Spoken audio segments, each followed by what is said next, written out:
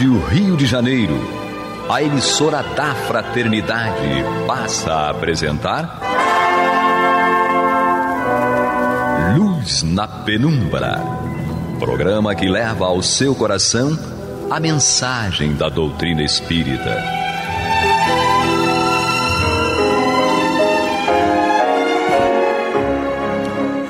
E com vocês, André Afonso Monteiro, para o estudo do livro A Gênese, da obra codificada por Allan Kardec.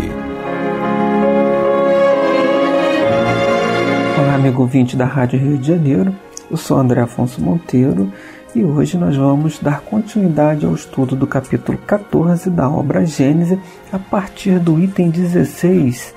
E o capítulo 14 tem como título Os Fluidos. Diz Allan Kardec: se os fluidos ambientes são modificados pela projeção dos pensamentos do espírito, seu envoltório perispiritual, que é parte constituinte do seu ser, que recebe diretamente e de uma maneira permanente a impressão de seus pensamentos, deve possuir mais ainda o cunho dessas qualidades, boas ou más.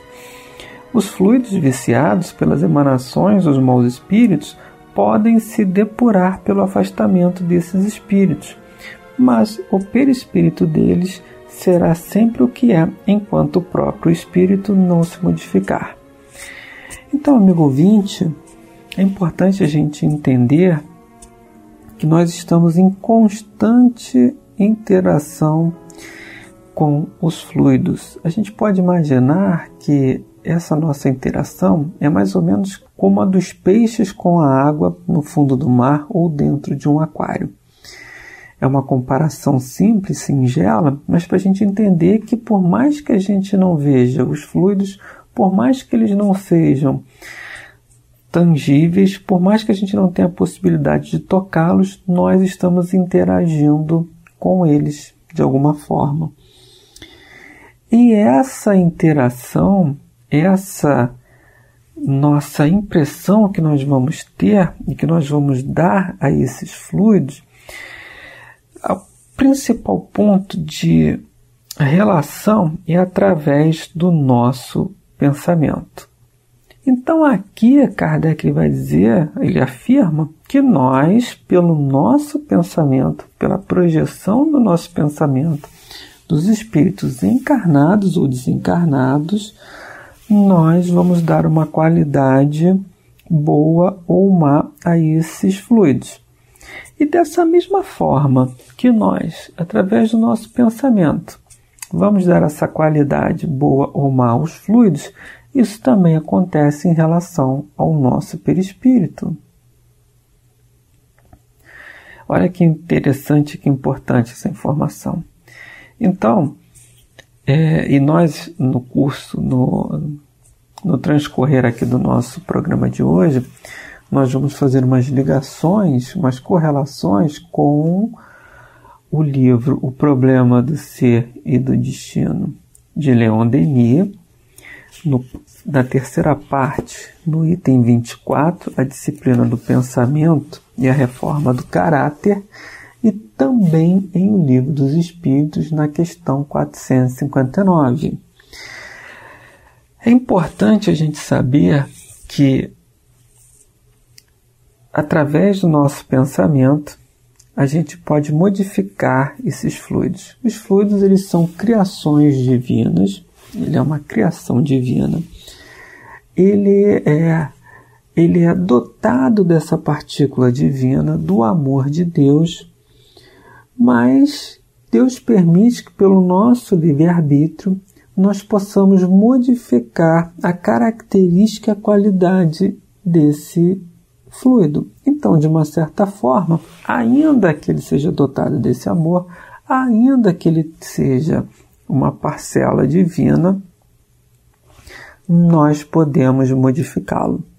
Ou seja, ele tem uma certa neutralidade que permite que a gente dê uma qualidade boa ou má a esse fluido, através do nosso pensamento, principalmente, mas também através dos nossos atos e da nossa fala.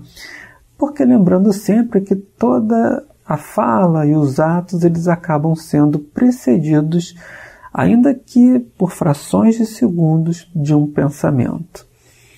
Então, amigo ouvinte, a importância de nós identificarmos aquilo que nós estamos pensando e como nós estamos alimentando esse nosso pensamento.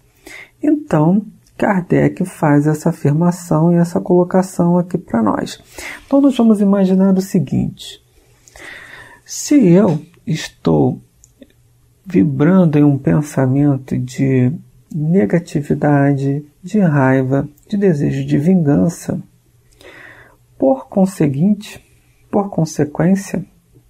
eu também vou influenciar o ambiente no qual eu estou inserido. Pode ser o meu ambiente doméstico, pode ser o meu local de trabalho, pode ser um local público, mas se eu estiver pensando em alguma coisa negativa, eu vou influenciar esse ambiente que eu estou de uma forma negativa também.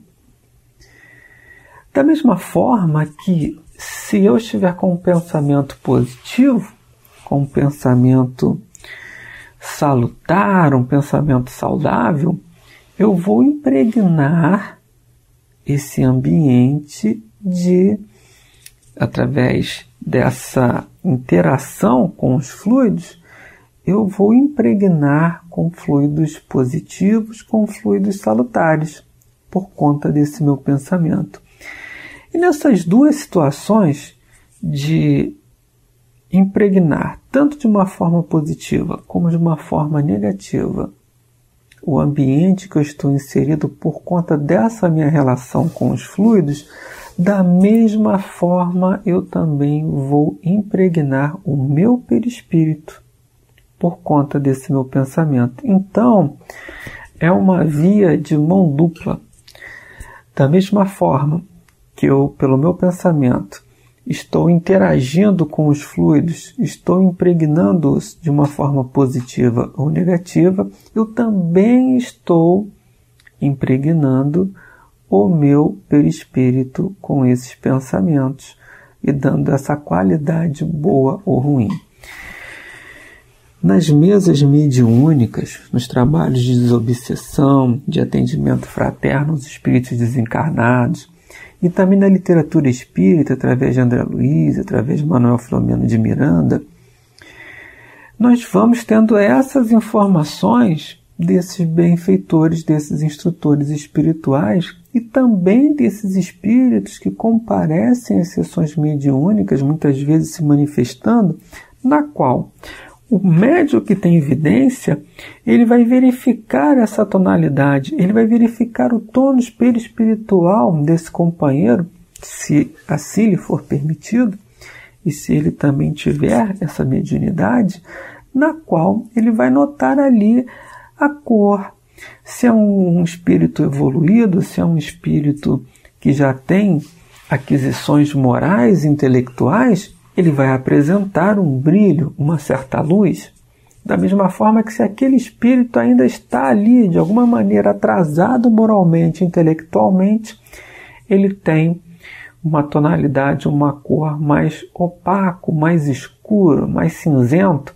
Então essas informações nós adquirimos de acordo com as experiências nas mesas mediúnicas, nas sessões de desobsessão e também dessas informações que os espíritos nos colocam através da psicografia de Francisco Xavier, de Divaldo Pereira Franco e também de outros médiuns. Então, essa informação que Kardec traz para nós, a gente vai verificando no nosso dia a dia, em outras informações e outras formas de constatação que o que ele está dizendo é, sim, uma questão, algo que é correto e que vai ser muito interessante para nós no sentido de modificar a nossa postura e o nosso pensamento.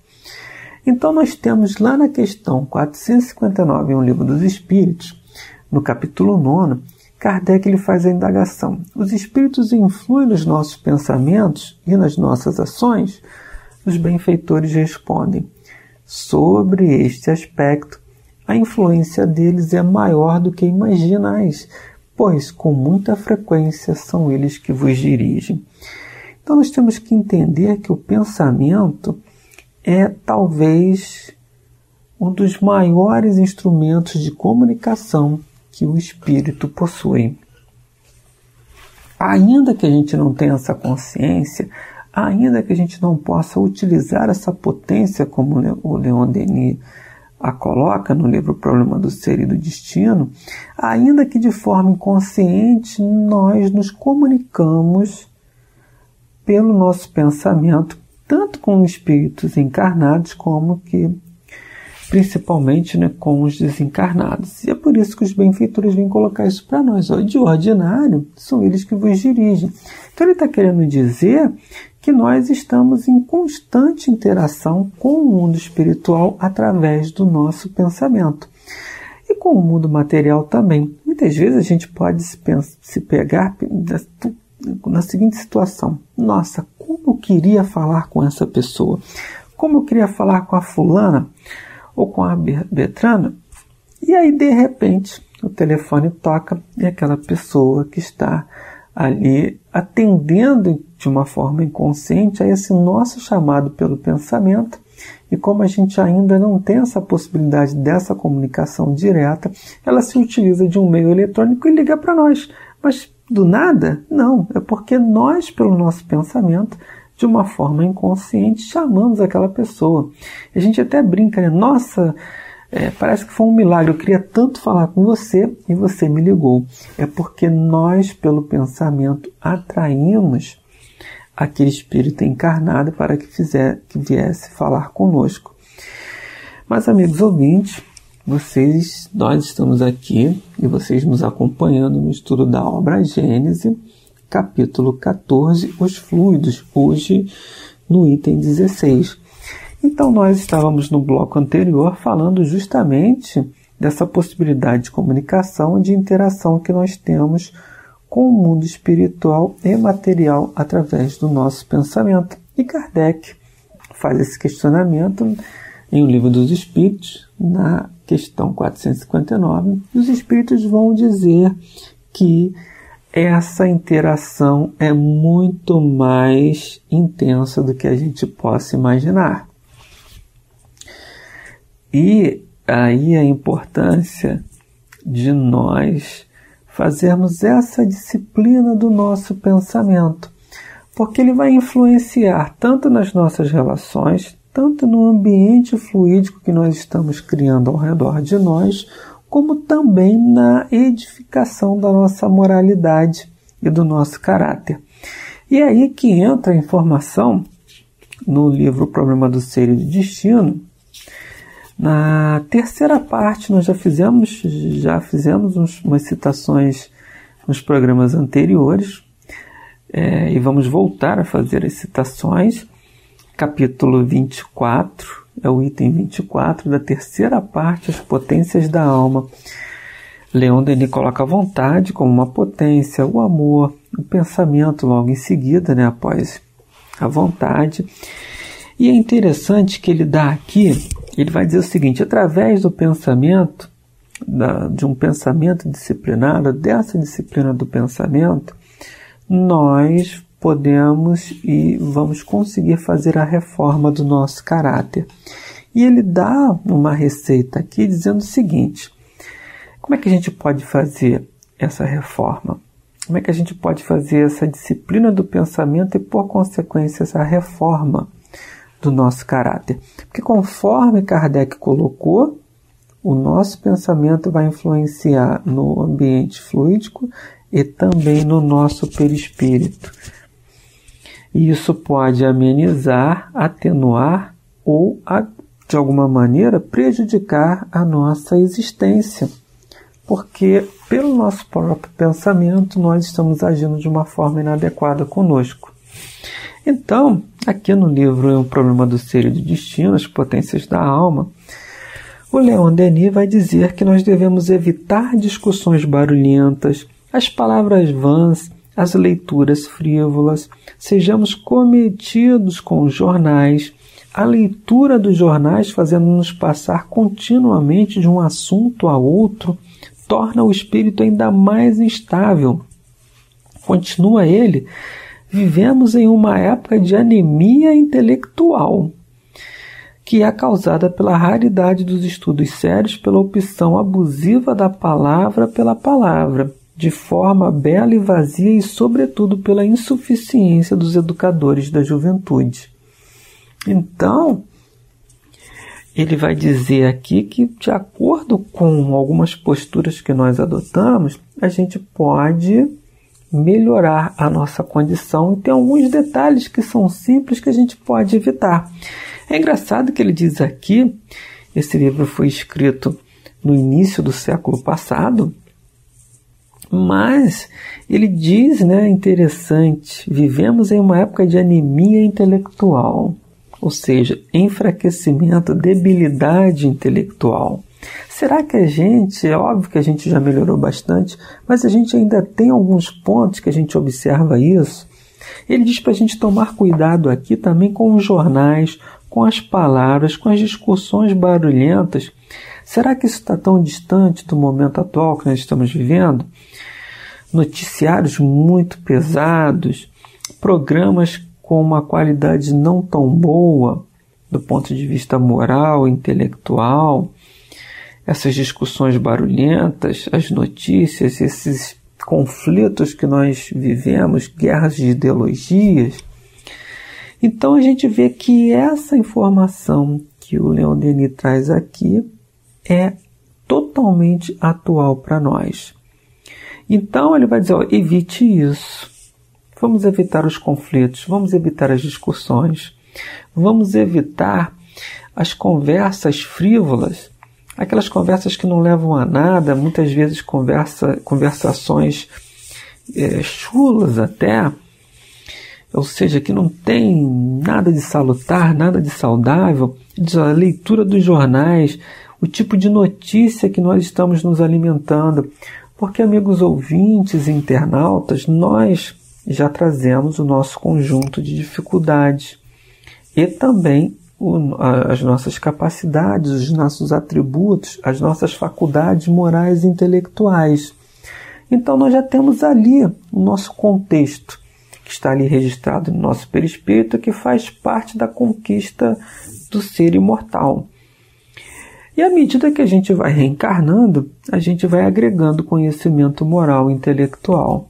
Mas se a gente perder tempo com certo tipo de práticas, a gente vai estar ali de alguma maneira bloqueando, assim, mesmo que de uma forma inconsciente, a gente vai estar ali bloqueando não é bem um termo, mas dificultando, através da nossa postura, que a gente avance no conhecimento moral e intelectual.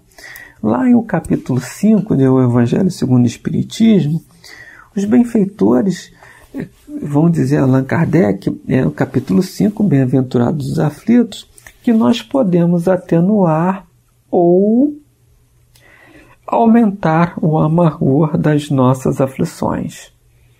O pensamento é uma dessa potência que Leon Denis diz que a gente vai poder utilizar como uma ferramenta para atenuar ou realmente para dificultar ainda mais a nossa existência. E é por isso que a importância desse estudo para nós e a informação aqui de Leon Denis que diz como é que a gente pode evitar que a gente torne essa questão mais difícil. Ele vai falar que a gente deve fazer boas leituras, ele coloca isso antes, e mais para frente também, ele vai, liguemos-nos a obras mais substanciais, a tudo o que pode esclarecer-nos sobre as leis profundas da vida e facilitar a nossa evolução. Pouco a pouco, edificar-se-ão em nós uma inteligência e uma consciência mais fortes, e nosso corpo fluídico iluminar-se-á com os reflexos de um pensamento elevado e puro. Olha que beleza essa afirmação dele, né? Pouco a pouco edificar-se-ão em nós uma inteligência e uma consciência mais fortes e nosso corpo fluídico iluminar-se-á com os reflexos de um pensamento elevado e puro. E é justamente o que Kardec diz aqui, que é parte constituinte, o seu envoltório espiritual, que é a parte constituinte do seu ser, que recebe diretamente de uma maneira permanente a impressão de seus pensamentos, deve possuir mais ainda o cunho dessas qualidades boas ou más. Nada mais é do que isso. O seu corpo fluídico, seu perispírito, iluminar-se-á com os reflexos de um pensamento elevado e puro.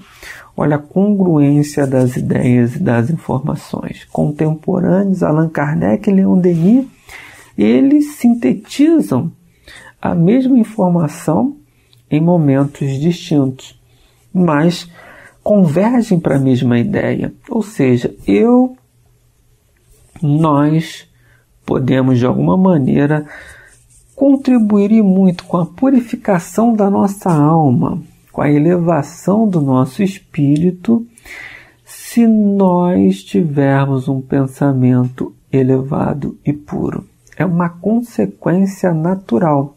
Pensa positivamente, você está atraindo espíritos que pensam também de uma forma positiva. E aí nós temos 3 situações, né? O pensamento positivo, que vai modificar os fluidos que estão à nossa volta, as energias que nos estão circundando. O nosso perispírito, que vai ser impregnado também pelas emoções, pelos sentimentos, por aquilo que nós estamos pensando. E a forma como que nós pensamos é um meio de comunicação e vai fazer com que a gente entre em sintonia, em ligação com espíritos encarnados ou desencarnados que estão na mesma faixa de vibração e no mesmo tipo de pensamento. Então, se eu estou, de algum modo, pensando de uma forma negativa, eu estou impregnando negativamente o meu perispírito, estou impregnando negativamente os fluidos que estão em volta de mim e estou entrando em sintonia com espíritos que estão nessa mesma faixa de vibração de pensamento. Olha o risco e olha o que a gente pode evitar fazendo essa disciplina de pensamento, que é o que Leon Denis nos ensina aqui no livro O Problema do Ser e do Destino. Nos orienta da mesma forma que, se nós pensarmos de uma forma positiva, pensamentos salutares, nós vamos atrair para nós bons espíritos que estão na mesma faixa de vibração, vamos impregnar o nosso perispírito de energias salutares, saudáveis, e vamos também impregnar, dar uma boa qualidade a esses fluidos que estão aqui ao nosso redor. Então vejam, caríssimos ouvintes, amigos internautas, a importância dessa disciplina do nosso pensamento, que vai fazer com, como bem afirma aqui Leon Denis, o pensamento disciplinado é a porta para a reforma do nosso caráter. E vejam essa convergência de ideias e de informações que são colocadas para nós nessas 2 obras. E mais ainda, né, essa interação constante, conforme lá na questão 459 no Livro dos Espíritos, que nós temos com os espíritos desencarnados. Então, quanto mais pensamento positivo, mais a gente vai se impregnar de energias boas, de energias que vão nos fortalecer, que vão cada vez mais restabelecer a nossa vitalidade, essa energia positiva. Então, muito importante, amigo ouvinte, amigo internauta, que a gente reflita muito sobre os nossos pensamentos, aquilo que a gente se alimenta do pensamento que vai impregnar a nossa alma e nosso espírito. Então, amigos ouvintes, nós chegamos ao final do programa de hoje, desejando a todos muita paz em seus corações e até a próxima semana, se Deus quiser. Você está ouvindo o programa Luz na Penumbra.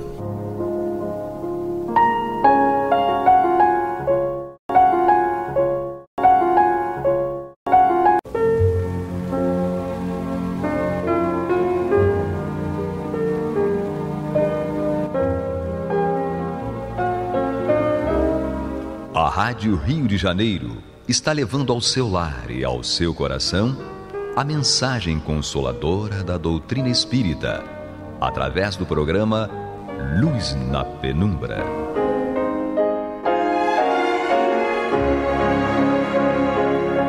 E agora com vocês, Nádia do Couto Vale, para comentar o céu e inferno ou a justiça divina segundo o Espiritismo, da obra codificada por Allan Kardec.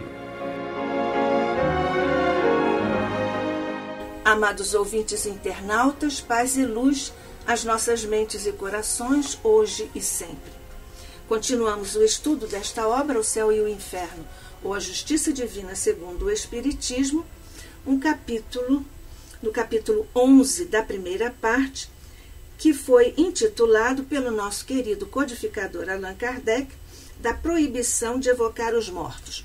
Ora, se isso vigorasse atualmente, nós não poderíamos praticar a doutrina espírita, não só pela prática da mediunidade em nossas reuniões, e devemos dizer que a prática da mediunidade deve ser exercida apenas dentro dos centros espíritas, porque as reuniões são devidamente preparadas para esse fim, coordenadas, supervisionadas, dirigidas espiritualmente por mentores, por espíritos altamente categorizados e habilitados para esse fim. E principalmente porque a própria doutrina espírita chegou à humanidade através daqueles cadernos que chegaram todos de várias partes do mundo a Kardec, que ainda era professor Rivail, e exercícios de mediunidade que trouxeram a nós através de Kardec e que chegaram a Kardec através da mediunidade. Portanto, essa proibição de evocar os mortos estaria laborando contra o Espiritismo, mas efetivamente isto não é verdade. Nós já vimos aqui nos estudos anteriores que essa proibição de evocar os mortos tem origem em uma proibição feita por Moisés, e nós também já estudamos as motivações dessa proibição de Moisés, porque estava havendo abusos. E nós sabemos que a doutrina espírita também é contrária aos abusos, posto que a mediunidade é uma bênção divina para que os espíritos que estejam aí em condições de precisar reabilitarem-se perante a lei divina, esses exercícios precisam ser absolutamente desinteressados e com o devido estudo de O Livro dos Médiuns. E mais ainda hoje, há os que negam a evocação dos mortos. Claro, isso também acontecia, nós já vimos aqui, temos visto ao longo destes capítulos anteriores, nós já vimos que isso também ocorreu lá no século XIX. Kardec, já vimos, usou a pastoral de Monsenhor Gusset para elaborar não só a apresentação desses tópicos da parte da teologia católica, mas também para apresentar as linhas de contra-argumentação a esse tema, que é um tema fundamental na doutrina espírita. Kardec, então, também abordou, naturalmente, esta questão. Os críticos descrevem as reuniões espíritas como assembleias nigromantes ou feiticeiros, e que os médiuns, então, são, por esses críticos, chamados como astrólogos e ciganos. talvez porque charlatães tenham ficado associados a essas práticas, que o Espiritismo, aliás, condena, como todos nós sabemos. Em compensação, muita gente faz justiça ao tema e testemunha o caráter essencialmente moral e grave das reuniões sérias. Também, e além disso, a doutrina espírita está escrita. Livros estão ao alcance de todos em toda parte. Não só os livros da codificação assinados por Kardec, mas nos quais ele coloca todas as orientações, na verdade, o conteúdo básico da doutrina espírita vinda dos espíritos superiores através de médiuns. Mas não só está escrita e tem livros ao alcance de todos em toda parte, de Kardec e também de outros médiuns que ao longo do tempo vieram trazer os desdobramentos da mensagem do Espiritismo. Nós temos atualmente, vamos citar apenas dois, nós temos o trabalho excepcional de Chico Xavier e de Divaldo Pereira Franco. Então, neste tópico de que há gente que faz justiça e testemunha esse caráter essencialmente moral e grave das reuniões sérias, como são as que nós fazemos nas casas espíritas, e neles, então, protesta bem alto contra os abusos, que nós todos sabemos que a doutrina espírita é definitivamente contrária a abusos, a percepção de interesses pessoais, de caprichos até, de vaidades. Diz Kardec aqui em O Céu e o Inferno, aqui mesmo no capítulo 11, no item 9, para que a calúnia recaia sobre quem merece.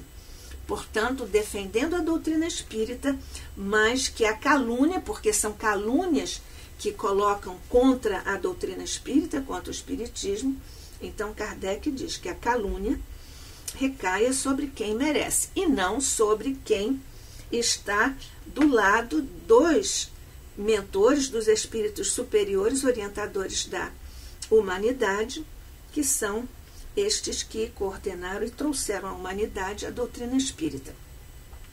O que dizem então os críticos? Os críticos dizem que a evocação é uma falta de consideração para com os mortos. Mas, na verdade, então, quem são os críticos?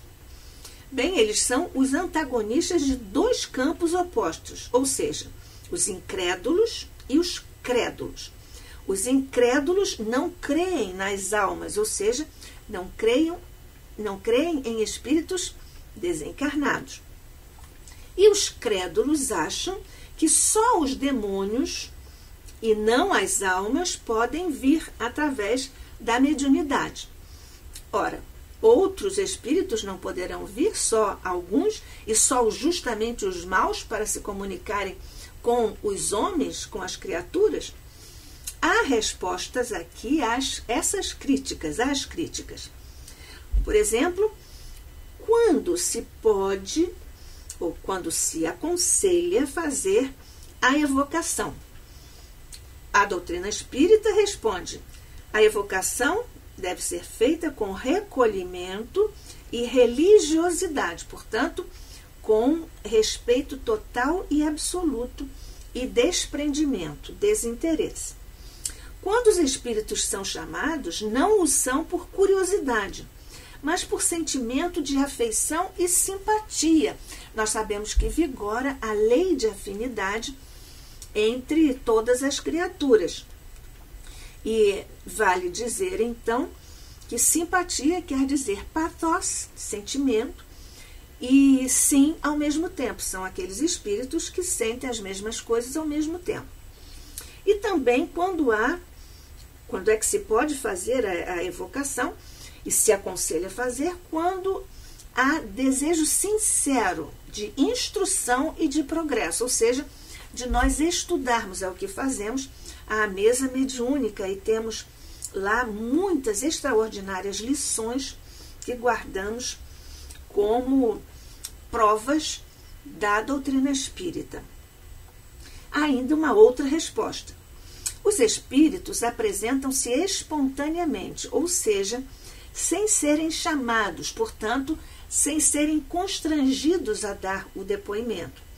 E os espíritos dizem da satisfação que têm em se comunicar com os homens e queixam-se, às vezes, do esquecimento em que são deixados. Nós vamos ver isso quando iniciarmos, daqui a pouco estaremos iniciando a segunda parte desta obra, que trata dessa parte prática, em que nós vemos o depoimento de espíritos nos vários níveis evolutivos. Mas então, se os espíritos se perturbassem, se aborrecessem com os chamados que lhes sejam feitos, certamente o diriam e não retornariam. Consequentemente, se as manifestações são livres e porque lhes convém. Portanto, nesse particular, nós não estamos desrespeitando absolutamente nenhum irmão no plano espiritual desencarnado. Há ainda uma outra questão dos críticos, como alegação deles, porque eles afirmam ainda que as almas permanecem na morada que a justiça divina lhes designa, ou seja, o céu ou o inferno. Consequentemente, as que estão no inferno não podem sair de lá.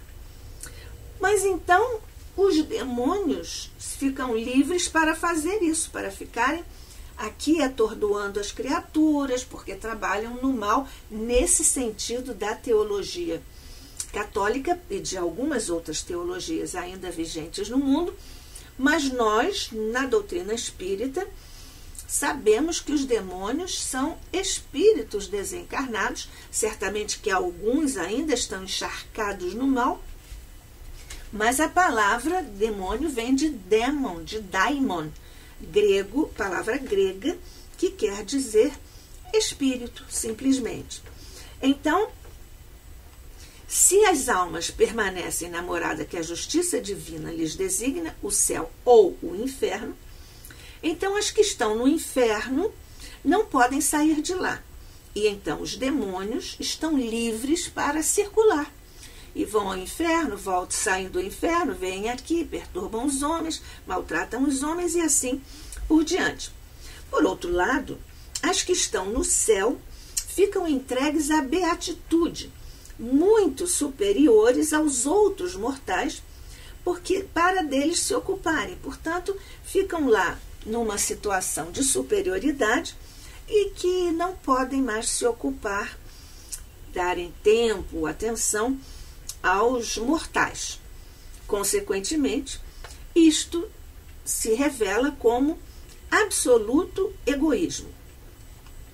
As do purgatório, sofredoras, consequentemente, devem ainda cuidar da própria situação e precisam cuidar da própria salvação. Portanto, nem umas nem outras podem corresponder e responder ao apelo dos homens. Consequentemente, só os demônios podem fazer isso? Podem interagir com os homens?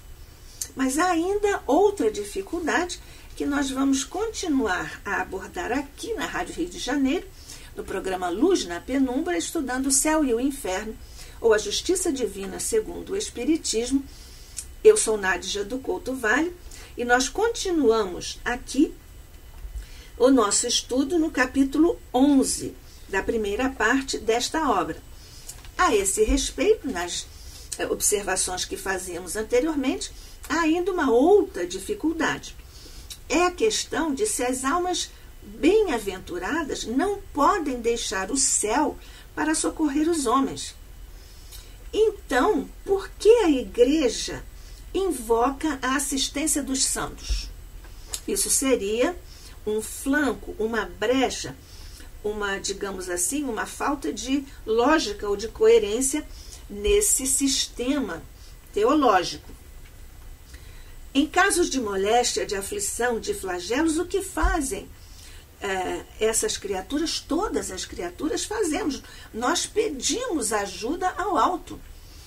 Qualquer que seja o nome que as criaturas deem a Deus, mas todos invocamos poderes superiores, e no caso da teologia católica, a Igreja, então, invoca a assistência dos santos. Ora, se essas almas bem-aventuradas não podem deixar o céu para socorrer os homens, então por que a Igreja admite invocar e invoca a assistência dos santos? Nesses casos que dissemos, casos de dificuldade. Então, por que os santos e a própria Virgem Maria aparecem aos homens? Por que os santos e a própria Virgem Maria fazem milagres no contexto e no entendimento da teologia católica? Então, eles podem vir à Terra, mas os menos elevados não podem. Justamente os menos elevados que precisam exercitar-se nas experiências para melhorarem. Então, neste particular, essa outra dificuldade que está aqui assinalada no item 12 desse capítulo 11, e os céticos, ou as questões, o estudo relativo aos céticos, continua no item 13. Kardec diz assim: que os céticos neguem a manifestação das almas, visto que nelas não acreditem. Mas o que os torna estranhável é ver encarniçar-se contra os meios de provar a sua existência, esforçando-se por demonstrar a impossibilidade desses meios, aqueles mesmos cujas crenças repousam na existência e no futuro das almas. Parece que seria mais natural acolherem como benefício da providência os meios de confundir os céticos com provas irrecusáveis, pois que são os negadores da própria religião. Os que têm interesse na existência da alma deploram constantemente a avalanche da incredulidade que invade, dizimando-o, o rebanho de fiéis. Portanto, a incredulidade é uma espécie de ranço e um corrosivo no seio das criaturas que acreditam na existência da alma. Continua Kardec: entretanto, quando se lhes apresenta o meio mais poderoso de combatê-la, a incredulidade, se lhes apresenta o meio mais poderoso de combatê-la, recusam-no com tanta ou mais obstinação que os próprios incrédulos. Depois, quando as provas avultam de modo a não deixar dúvidas, eis que procuram como recurso de supremo argumento a interdição do assunto, buscando, para justificá-la, um artigo da lei mosaica, do qual ninguém cogitara, emprestando-lhe à força um sentido e aplicação inexistentes. E tão felizes se julgam com a descoberta, que não percebem que esse artigo é ainda uma justificativa da doutrina espírita. Nós já comentamos isto anteriormente, porque já vimos que tanto Moisés quanto a doutrina espírita são contra os abusos, e justamente para evitar, contrariar e acabar mesmo com os abusos é que Moisés proibiu a evocação dos mortos. E mais à frente, Kardec ainda analisa todas as razões alegadas para condenar as relações com os espíritos não resistem a um exame sério. Pelo ardor com que se combate nesse sentido, é fácil deduzir o grande interesse ligado ao assunto. Daí a insistência. Em vendo esta cruzada de todos os cultos contra as manifestações, dir-se-ia que delas se atemorizam. Continua Kardec, então, para afirmar a convicção da doutrina espírita como um espelho, uma luz para dirimir todas as sombrias argumentações aqui presentes. Kardec diz: O verdadeiro motivo poderia bem ser o receio de que os espíritos muito esclarecidos viessem instruir os homens sobre pontos que se pretende obscurecer, dando-lhes conhecimento ao mesmo tempo da certeza de um outro mundo, a par das verdadeiras condições para nele serem felizes ou desgraçados. A razão deve ser a mesma, porque se diz à criança: não vá lá que há lobisomens. Ao homem dizem: não chameis os espíritos, são o diabo. Não importa, porém, impedem os homens de os evocar, mas não poderão impedi-los de vir aos homens para levantar a lâmpada de sob o alqueire. Termina Kardec este item 14. O culto que estiver com a verdade absoluta nada terá que temer da luz, pois a luz faz brilhar a verdade e o demônio nada pode contra ela. E finalizando aqui o capítulo 11 da primeira parte, e na verdade finalizando a primeira parte, porque na segunda nós passaremos a parte prática de tudo isso que estudamos teoricamente aqui nesta primeira parte, de O Céu e o Inferno, a Justiça Divina segundo o Espiritismo. Kardec, então, fala, para fechar este capítulo e esta primeira parte, ele nos fala sobre repelir as comunicações de além-túmulo como sendo o meio de repudiar essa forma mais poderosa de nós nos instruirmos, não só pela iniciação nos conhecimentos da vida futura, mas já pelos exemplos que tais comunicações nos fornecem. E nós hoje podemos atestar isso porque temos obras maravilhosas, profundas, nas várias áreas do conhecimento, que não foram contestadas por ninguém dos especialistas na Terra. Prossegue Kardec. A experiência nos ensina, além disso, o bem que podemos fazer desviando do mal os espíritos imperfeitos, ajudando os que sofrem a desprenderem-se da matéria e a se aperfeiçoarem. Interdizer as comunicações, proibir as comunicações é, portanto, privar as almas sofredoras da assistência que lhes podemos e devemos dispensar. E termina agora Kardec este capítulo 11 e também a primeira parte, falando-nos ou transcrevendo aqui para nós as palavras de um espírito, palavras que resumem admiravelmente as consequências da evocação quando praticada com fim caritativo. Diz o espírito em psicografia de 1861 na cidade de Bordeaux: todo espírito sofredor e desolado vos contará a causa da sua queda, os desvarios que o perderam, esperanças, combates e terrores, remorsos, desesperos e dores, tudo vos dirá, mostrando Deus justamente irritado a punir o culpado com toda a severidade. Ao ouvi-lo, 2 sentimentos vos acometerão: o da compaixão e o do temor. Compaixão por ele, temor por vós mesmos.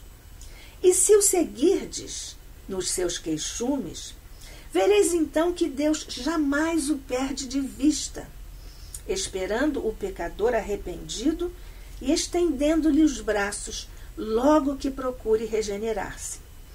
Do culpado vereis, enfim, os progressos benéficos para os quais tereis a felicidade e a glória de contribuir com a solicitude e o carinho do cirurgião, acompanhando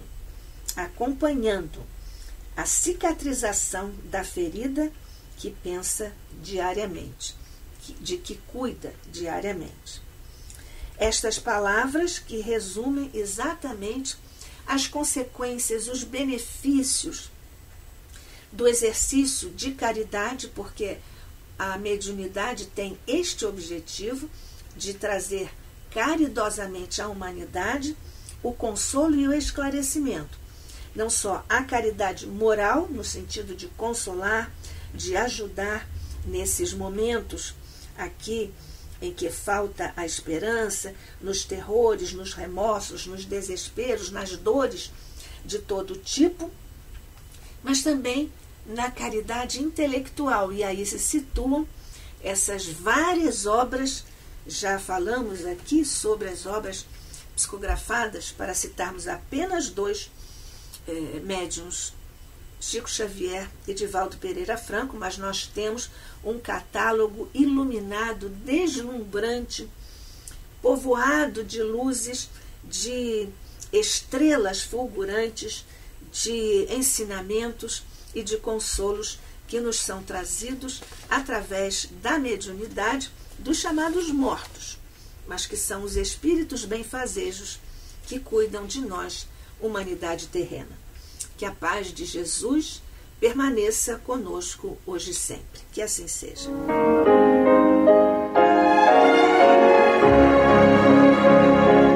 E vamos ouvir agora a prece de encerramento de nosso programa, na voz de Geraldo de Aquino. Jesus, dá-nos coragem para a luta, piedade para os insultos e misericórdia para as injustiças e ingratidões. Limpa nossa alma de inveja e ambições mesquinhas, de ódio e de vingança o nosso caminho. Que assim seja.